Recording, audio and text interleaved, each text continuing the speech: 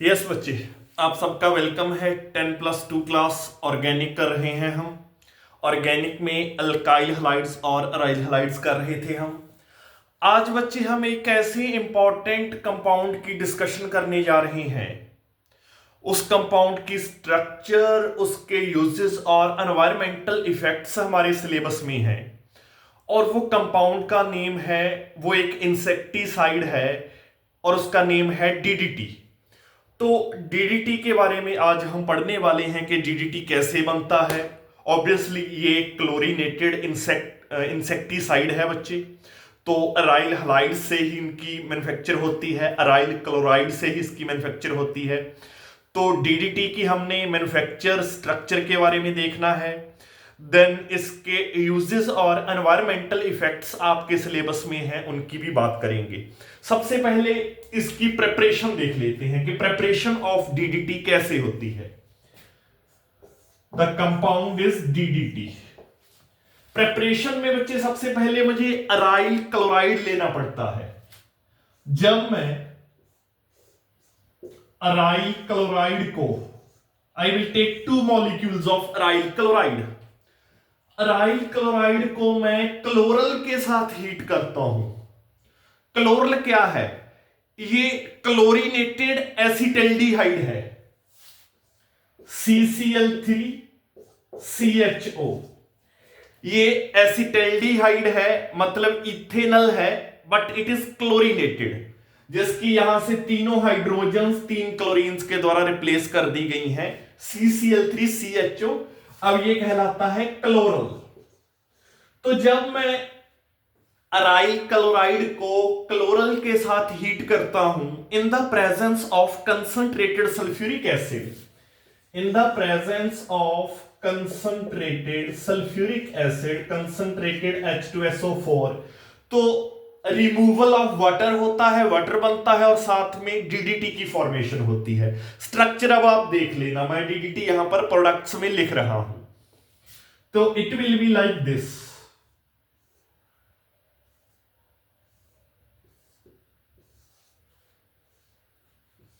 यहां आपको क्लोरोबेंजीन का रिंग नजर आएगा जो CH से ज्वाइंट है। एक यहां क्लोरोबेंजीन का रिंग है,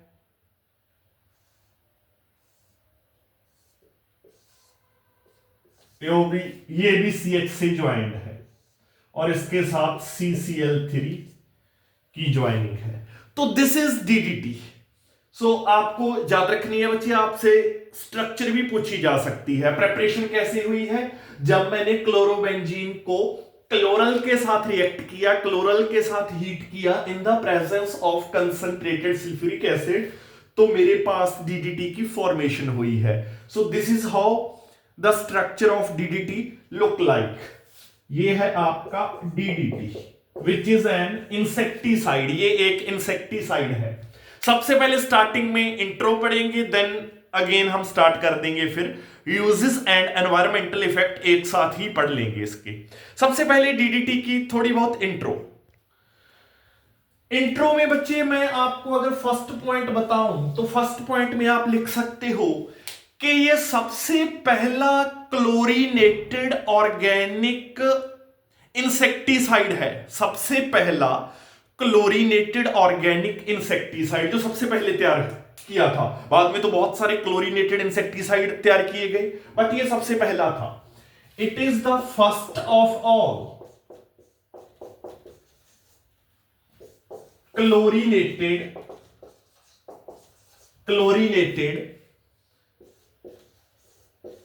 ऑर्गेनिक इंसेक्टिसाइड। वैसे तो बच्चे इसकी प्रेपरेशन हुई थी 1873 में। वैसे तो इसकी प्रेपरेशन हुई थी डीडीटी की 1873 में, बट इसका जो एक्चुअल पहचान हुई है कि ये एज इंसेक्टिसाइड यूज हो सकता है, जिस साइंटिस्ट ने इसका पता लगाया है वो पता लगा है इसका 1939 में। इसका पता लगा है कि एज इसको इंसेक्टिसाइड यूज किया जा सकता है, तो वो पता 1939 में पॉल मुलर नाम के साइंटिस्ट ने लगाया था। पॉल मुलर नाम के साइंटिस्ट ने, ये स्विट्जरलैंड में फार्मास्यूटिकल इंडस्ट्री में काम कर रहा था। तो वहां तब इसने ये इस बात का पता लगाया था कि जो आपका डीडीटी नाम का कंपाउंड है, ऑर्गेनिक इंसेक्टिसाइड है, जो ऑर्गेनिक कंपाउंड है, इसको एज एन इंसेक्टिसाइड यूज किया जा सकता है।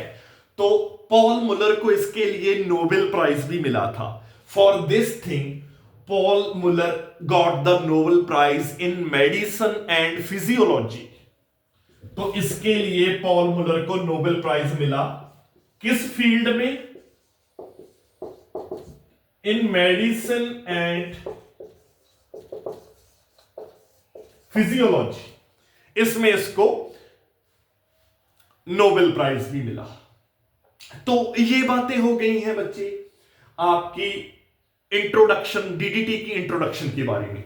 आगे विदाउट वेस्टिंग एनी टाइम हम इसके यूजेस करेंगे, यूजेस के साथ साथ इसके एनवायरमेंटल इफेक्ट्स भी हम देखते जाएंगे। तो let us start, uses start करते हैं। यस बच्चे, now we are going to start the uses as well as environmental effects of the DDT. तो सबसे पहले यूज में अगर मैं लिखूंगा तो ये DDT is one of the most powerful and effective insecticides में से एक है। वन ऑफ द मोस्ट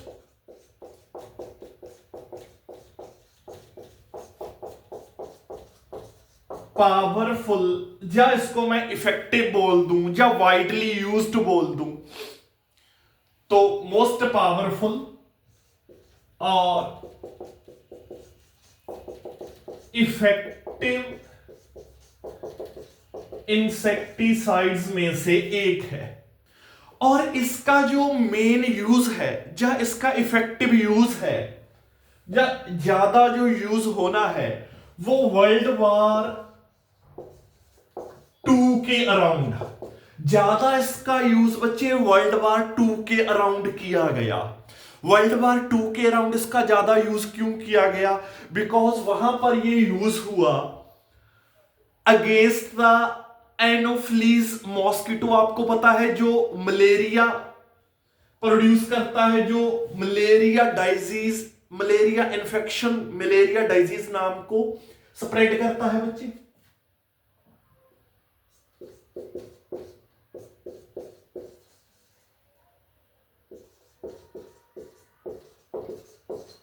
तो यस, वर्ल्ड वॉर 2 के दौरान इसका ज्यादा यूज कहां हुआ गया, कहां किया गया, आई एम सॉरी, तो एनोफ्लीज मॉस्किटो के अगेंस्ट यूज किया गया।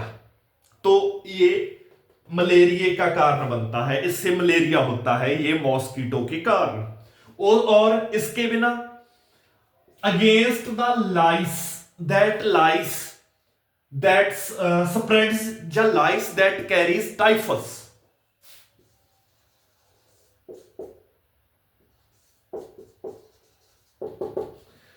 जो इस नाम की इंफेक्शन कैरी करती है, तो एनोफ्लीज मॉस्किटो या लाइस दैट कैरी टाइफस, इस नाम के मॉस्किटोज या इंसेक्ट्स के अगेंस्ट, इनको मैं इंसेक्ट्स की कैटेगरी में अगर डाल दूं, तो इनके अगेंस्ट वर्ल्ड वॉर 2 के दौरान इसका ज्यादा से ज्यादा यूज किया गया है डीडीटी का। तो तब यहां पर ज्यादा यूज हुआ है। ठीक है बच्चे, सेकंड पॉइंट में हम क्या देखेंगे? अब सेकंड पॉइंट में मैं देखता हूं कि मैंने क्या देखा कि देयर वर इंसेक्ट्स, कुछ ऐसे भी इंसेक्ट्स निकलकर सामने आए जिन्होंने इस डीडीटी के अगेंस्ट अपनी जो है रेजिस्टेंस पावर डेवलप कर ली थी, उसको मैं रेजिस्टेंस पावर बोलूं। ठीक है, तो however we came to no,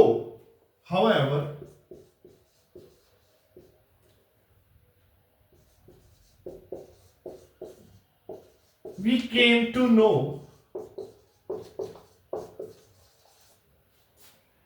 there were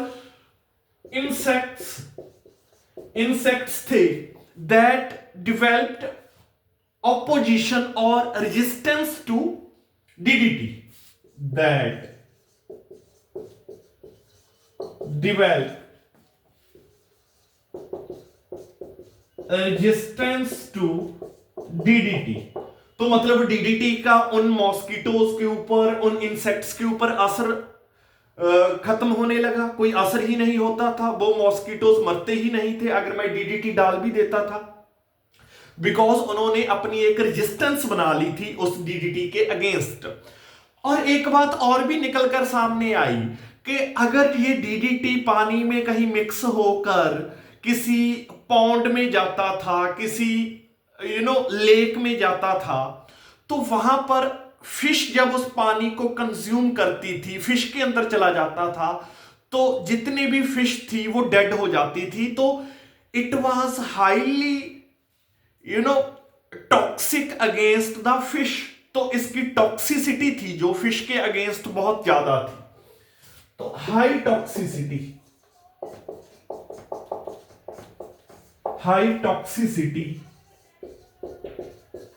against fish. तो फिश के अगेंस्ट ये देखा गया कि जब फिश इसको वाटर को कंज्यूम करती है जिसमें डीडीटी मिक्स होकर आ रही है, तो वो मर जाती थी, डेड हो जाती थी।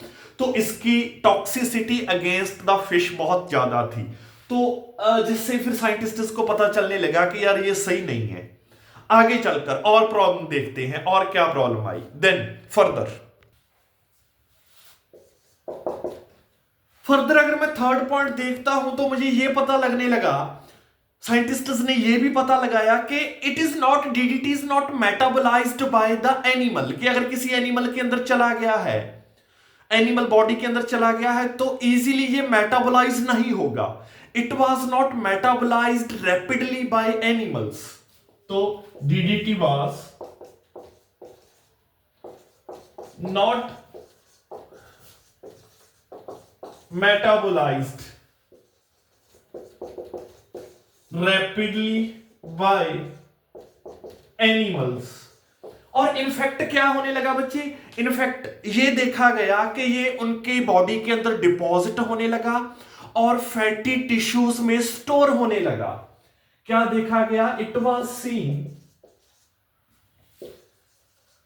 कि वो एनिमल बॉडीज के अंदर DDT got deposited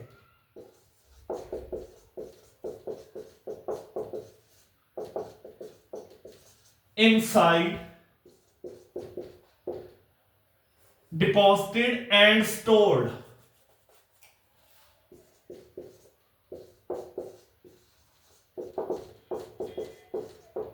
in their fatty tissues।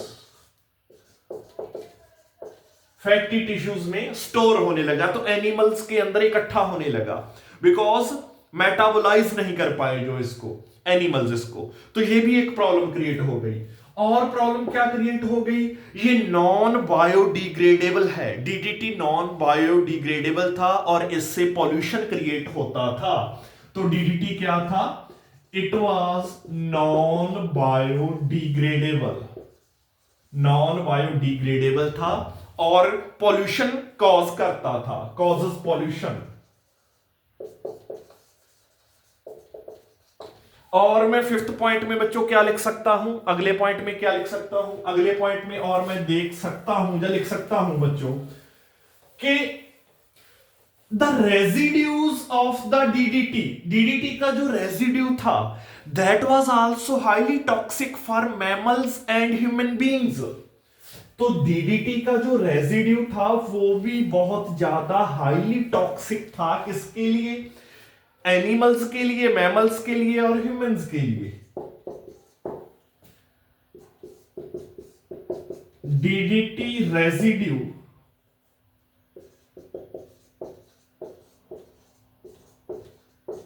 quite toxic for mammals and human beings। तो यही कारण है बच्चे कि ये फिश के लिए इसकी टॉक्सिसिटी बहुत ज्यादा है, एनिमल बॉडी के अंदर डिपॉजिट होता रहेगा, बिकॉज वो इसको मेटाबोलाइज नहीं कर पाएंगे, उनके फैट्स में ये सॉल्युबल होता है, वैसे भी हाईली स्टेबल है, तो फैटी टिश्यू में स्टोर होता रहेगा, नॉन बायोडिग्रेडेबल है, पॉल्यूशन कॉज करेगा, आल्सो इसका रेजिड्यू भी टॉक्सिक है मैमल्स या ह्यूमन बॉडीज के लिए, तो इसके कारण डीडीटी को फिर धीरे धीरे बैन किया जाने लगा ऑल ओवर द वर्ल्ड। पर अभी भी डीडीटी कहीं ना कहीं यूज होता है, ऐसा नहीं है कि पूरे वर्ल्ड में ही ये बैंड है। पर मैं आपको बता देता हूं उन कंट्रीज के बारे में थोड़ा थोड़ा कि जिन्होंने इसको बैन कर दिया है। जैसे कि अगर यूएसए की बात करें, यूनाइटेड स्टेट्स ऑफ अमेरिका, उन्होंने 1973 में इसके यूज पर पाबंदी लगा दी थी, इसको बैन कर दिया था। तो 6th पॉइंट बना लो, यूएसए में 1973 में इसको बैन कर दिया गया था। और यूएसए के बाद बहुत सारी यूरोपियन कंट्रीज ने भी इसको बैन कर दिया है। और इंडिया में भी 1972 में इसके डीडीटी के एग्रीकल्चर यूज पर कंप्लीट बैन लगा दिया था, यह भी आपने याद रखना है।